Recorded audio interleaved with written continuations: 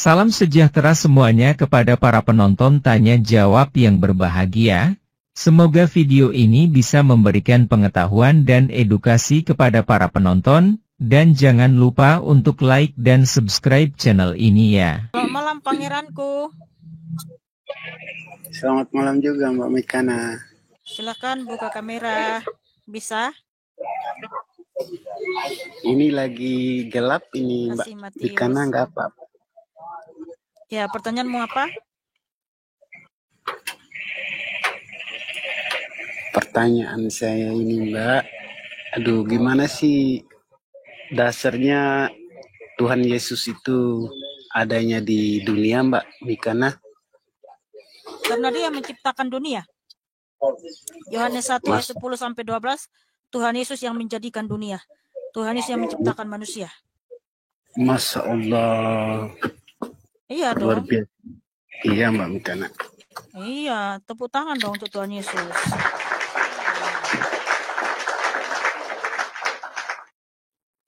Masya Allah.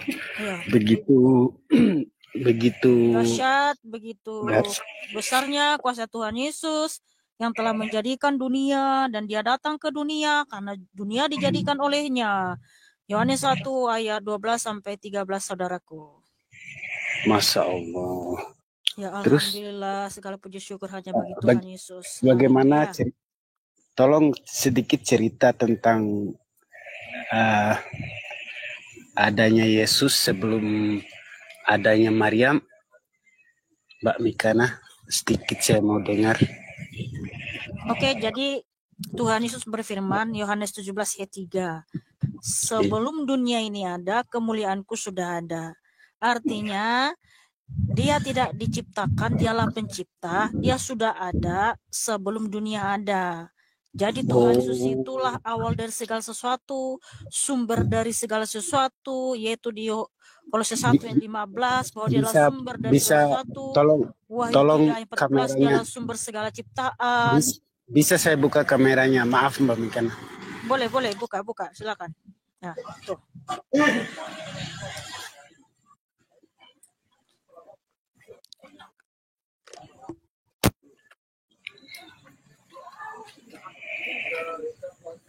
Aduh. Ya, kenapa? Ditutup lagi? Enggak tutup, cuman kebalik ke kameranya, kebalik. Saya ini orangnya hitam di gelap sih, saya ini Mbak Mikan. Lagi santai. Hitam dulu gitu, di tempat gelap lagi gitu ya? Iya Mbak Mikana. Jangan suka di tempat gelap saudaraku, karena Tuhan berfirman, Yohanes 8:12. Akulah terang dunia, barang siapa percaya kepadaku, ia tidak berjalan dalam kegelapan, tetapi ada dalam terang hidup. Nah tuh. Iya Mbak. Sedikit saya mau tanya lagi Mbak Mikana. Iya saudaraku, silakan. Saya ini Muslim Mbak Mikana, maaf ya. Oh ya, nggak apa-apa saudaraku, silakan. Tapi, aduh, sungguh luar biasa ya persaudaraan Tuhan Yesus dengan saudara kita Muslim itu sangat saling tukar pendapat dan lain sebagainya. Betul. Karena Tuhan Yesus mengasihi kalian juga saudaraku Muslim. Tuhan Yesus mengasihi semua agama di dunia ini, mengasihi semua bangsa saudaraku. Iya Tuh, iya baik Mbak Mikana. Tapi saya mau bilang sama Mikana ini, tolong semangat lagi ya Mbak Mikana, jangan sampai ada bentrokan antara Islam dan Kristen itu, semoga jaya terus ya. Ya, makasih saudara. Iya, saya masuk di sini cuma memberikan semangat, gitu ya, support semangat. Ya. Oh ya, makasih saudaraku ya. Semangat juga, salam sehat selalu buatmu ya. Iya, terima kasih Mbak Mikana. Tuhan Yesus mengasihimu dan memberkatimu saudaraku. Amin. Ya, tepuk tangan buat pangeran yang cakep dan manis.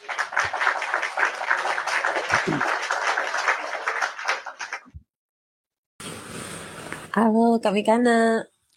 Ya, selamat malam Bunda Evelyn. Iya, selamat malam Kak. Makasih udah dinaikin. Kemarin nggak sempat naik ya kayaknya. Kami kan aku lagi nggak pakai hijab nih Kak. Nggak apa-apa ya, nggak on cam kali ini ya. Biasa kan on cam terus Kak. Pakai hijab lah. Iya, ini udah diterima sebabnya, makanya ambil nak jalan jilbab. Oke. Ambil jilbabnya. Bentar. Tadi kirain belum diterima, makanya belum siap jilbabnya kami karena bentar ya Kak. Iya, nggak apa-apa. Aku sambil nyapa dulu teman-teman saya di YouTube ya. Salam juga Bang Edi Pramudijo, Kak Yanes, Kak Nelly, Mariana, Kak Elsa Datobing, Kasih Karunia, terima kasih. Tanpa nama, Willy Heng, terima kasih saudaraku moderator yang baik hati. Ya, Yana Amin, Ito Janda Hasibuan, Kak Hermawan Salim, Amir Pobor, terima kasih sudah bergabung. Oke Kak, aku mau nanya satu pertanyaan untuk kami karena apakah Yesus itu adalah firman Kak? Oke, jadi gini cantik. Sesuai dalil di Yohanes 1 ayat 1 sampai 14, Tuhan Yesus itu sang firman, hologos, yang adalah Allah itu sendiri, yang berfirman, pemilik firman Kakak. Tuhan Yesus itu bukan sekedar firman ya, tapi dia adalah pemilik firman yang berfirman Kakak. Oh, nah bagaimana dengan pernyataan Yesus sendiri bahwa dia telah mengatakan aku telah menyampaikan firman darimu Allah gitu kan, dari Allah. Nah sedangkan si Yesusnya firman Kak, ada di Yohanes berapa saya lupa tuh, pernah lewat di beranda saya karena saya sering mampir ke Kakak, mungkin ada lewat beranda Kristen gitu ya Kak ya. Jadi aku baca sama saya gitu. Nggak ada, Tuhan Yesus menyatakan aku telah menerima firman dari Allah, nggak ada. Aku telah menyampaikan firman-Mu gitu. Nah gitu. Yohanes 17 ayat 3, coba Kakak baca. Yohanes 17 ayat 3 itu firman Tuhan, inilah hidup yang kekal itu bahwa mereka mengenal Engkau satu-satunya Allah yang benar dan Yesus Kristus yang diutus. Enggak, ada enggak Kakak? Tolong Kakak kan yang hafal. Yohanes 17 ayat 8. 8 coba.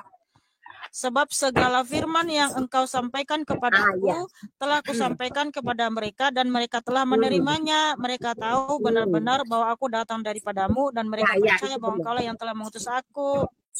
Benar itu pertanyaan itu yang mengapa kalau Yesus itu firman, kenapa Yesus masih menerima firman itu Kak?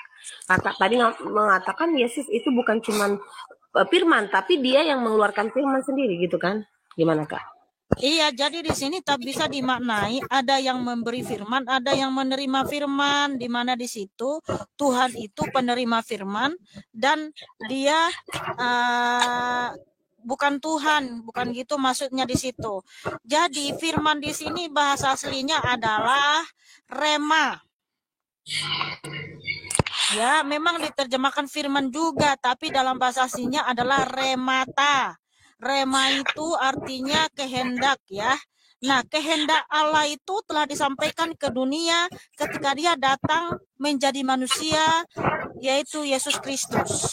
Itu cantik. Kita nggak boleh memaknai bahwa di sini ada dua oknum gitu, ada dua Tuhan, bukan.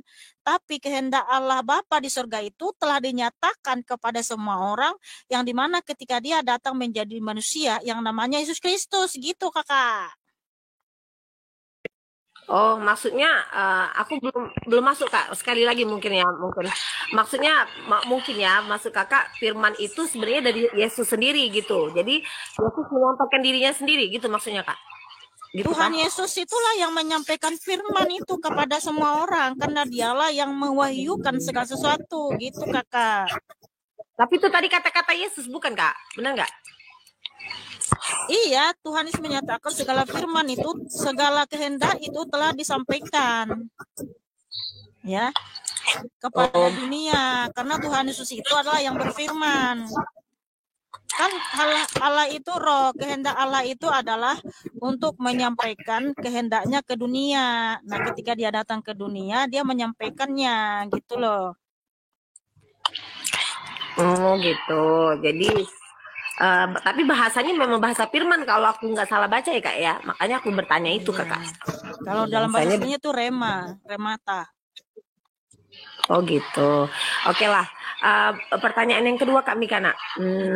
Waktu saat Yesus disalib itu kan Yesus mengatakan Eli Eli sabaktani kalau nggak salah ya. Kalau saya salah Tapi di kayaknya itu tuh aja yang ditanya sama Mbak dari dulu enggak, ya. beda. Enggak pernah saya nanya ini. Ih, boleh dilihat siaran ulangnya, nggak pernah saya tanya. Yang saya tanyakan gini Kakak, maksudnya saya nggak menanyakan masalah dia nyebut Eli-Elinya ya, tetapi yang saya tanyakan di Alkitab, di Injil atau di Alkitab atau Yesus sehari-harinya atau kebiasaannya Yesus itu tidak pernah mengatakan Eli Eli, dia adanya Bapa atau Allah gitu ya. Kenapa saat disalib dia menyebut nama Eli Kakak gitu? Ya karena itu nubuatan di mana Mesias akan mengucapkan itu di atas kayu salib. Di Mazmur 22. Nah, Mazmur 22 itu Eli Eli lama sabachthani itu adalah lagu, itu lagu pujian orang Israel. Nah, kenapa Tuhan harus menyatakan seperti itu? Sebab ya ini harus baca dulu firman Tuhan.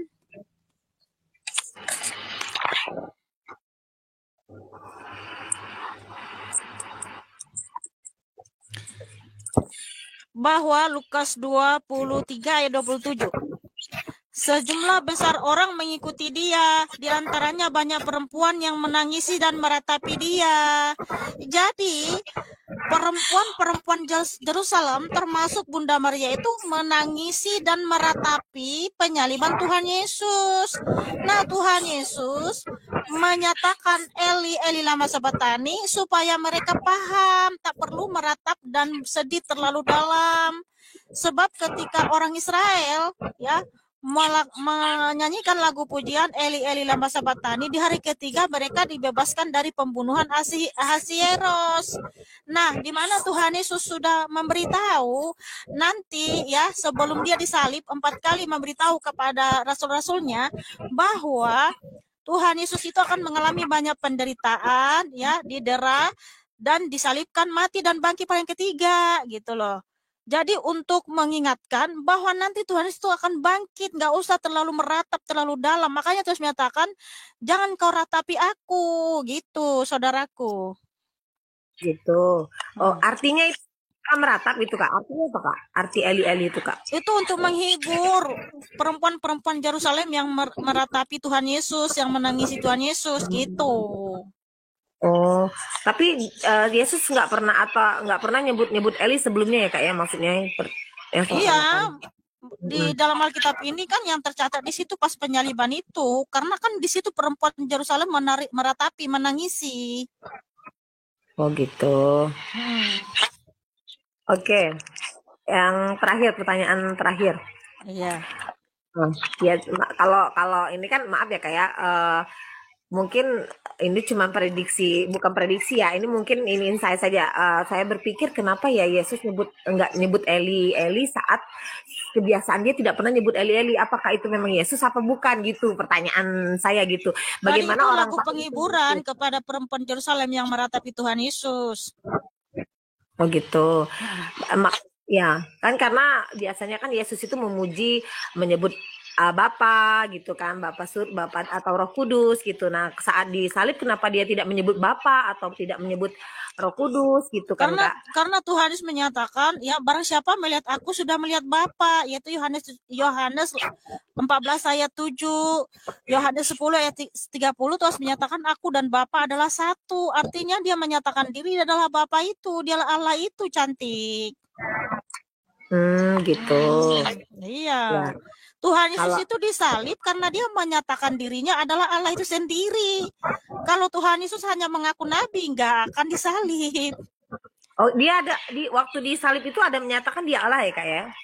Ya sebelum dia disalib kan dia sudah berulang kali menyatakan aku dan Bapa adalah satu. Akulah sang Mesias. Kalau kau tidak percaya bahwa akulah dia, kau akan mati dalam dosa-dosamu ya. Itu semua pernyataan-pernyataan bahwa dia adalah Allah itu sendiri. Makanya orang Farisi dan ahli Taurat itu marah. Kalau Tuhan Yesus hanya mengaku nabi, nggak akan mungkin disalib. Oh gitu. Jadi Iya. memang Tuhan itu turun untuk disalib gitu Kak ya, untuk dibunuh gitu ya Kak ya. Tuhan itu datang, memang sudah tahu kalau manusia itu akan menyalibkannya, dan juga sudah dinubuatkan itu jauh sebelumnya, ribuan tahun sebelumnya sudah dinubuatkan bahwa ketika Allah datang ke dunia, dia akan disalib. Karena Tuhan kan Tuhan yang maha tahu segalanya. Tuhan yang tahu masa akan mendatang itu seperti apa. Makanya dalam Alkitab sudah dituliskan tentang akhir zaman, yaitu di kitab Wahyu, kitab Daniel, dan di Kejadian sampai Wahyu sudah tertulis bagaimana nanti keadaan akhir zaman ini. Karena apa? Tuhan Yesus itu Allah yang maha tahu. Gitu, cantik. Ya. Yang terakhir Kakak. Jadi tadi Kakak bilang kan Yesus ada menyatakan Allah adalah aku gitu ya. Bagaimana dengan pernyataan Yesus Allahku, Allahmu, Bapakku, Bapamu. Kalau nggak salah ada itu kayak aku ingat ya, itu Yohanes 20 ayat 17. Nah, ya. Bagaimana bisa Kakak mengatakan bahwa Yesus adalah Allah itu sendiri, sedangkan Yesus mengatakan Allahmu, Allahku, Allahmu, Bapamu, Bapakku gitu, kalau nggak salah ya. Nah, gimana? Berarti itu ada karakter beda atau gimana itu dari bahasanya? Ya, itu adalah makna alegoris yang tidak bisa diartikan secara lahiriah bahwa ada dua oknum di situ. Di mana juga ketika Tuhan Yesus kan Allah yang Maha Kuasa, dia berkenosis datang ke dunia di Filipi 2 ayat 6 sampai 8. Di situ Tuhan Yesus yang adalah Allah itu sendiri datang mengosongkan dirinya sendiri dan merendahkan dirinya, ya. Dia kan turun ke dunia itu, datang ke dunia itu kan dia merendahkan dirinya menjadi manusia. Nah, setelah selesai misi penyelamatan yang dilakukan Tuhan Yesus di atas kayu salib, ya, dia mati dan bangkit pada hari yang ketiga, lalu menampakkan diri kepada rasul-rasul dan murid-muridnya. Dia mau kembali cantik. Dia tadi kan berkenosis merendahkan dirinya tuh, datang ke dunia. Dia mau kembali kepada hakikatnya yang adalah Allah, yang adalah Bapa itu sendiri gitu, cantik. Iya. Jadi dia menyatakan dia sendiri gitu, Allahku, Allahmu gitu, dia sendiri gitu. Iya, iya, karena itu kan tadi nggak bisa dimaknai secara lahiriah, ada dua oknum. Tadi kan saya sudah jelaskan korelasinya itu di Filipi 2 ayat 6 sampai 8 kan Allah itu datang merendahkan dirinya. Nah, sesudah selesai misi penyelamatan atau kasih karunia sudah diberikan di atas kayu salib, dia mau kembali ke surga lagi, Kakak. Artinya dia mau kembali kepada hakikatnya yang adalah Allah yang Maha Kuasa itu. Makanya terus menyatakan segala kuasa di surga dan di bumi sudah diserahkan kepadaku. Artinya bukan ada yang menyerahkan gitu. Dia kembali lagi kepada hakikatnya yang adalah Allah yang Maha Kuasa itu. Gitu, Kakak, ya. Oke, saya rasa udah cukup dulu. Makasih Kakak cantik sudah bertanya. Tuhan mengasihimu dan memberkatimu. Tepuk tangan buat Bunda Evelyn yang cantik dan manis. Ya, makasih.